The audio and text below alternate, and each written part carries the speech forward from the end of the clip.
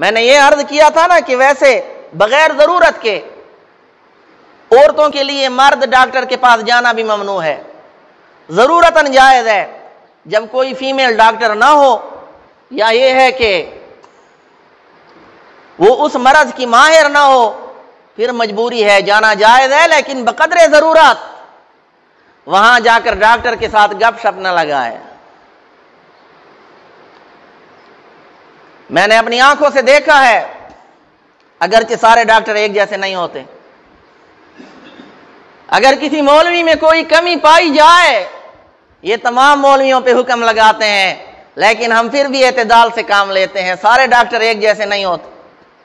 لیکن کچھ کو میں نے دیکھا ہے بہرحال بقدر ضرورت جا سکتی ہے، یہ نہیں کہ وہاں جا کے گپ شپ لگائے۔ عموماً عوام کا خیال ہوتا ہے، جس طرح پیروں کے بارے میں جاہل لوگوں کا خیال یہ ہوتا ہے کہ پیر ماں باپ ہوتا ہے، اس سے کوئی پردہ نہیں،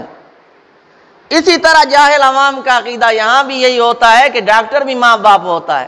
ڈاکٹر بھی غیر محرم ہے، ہاں بقدر ضرورت شریعت اجازت دیتی ہے۔ تو عموماً یہی کوتاہی بھی ہوتی ہے۔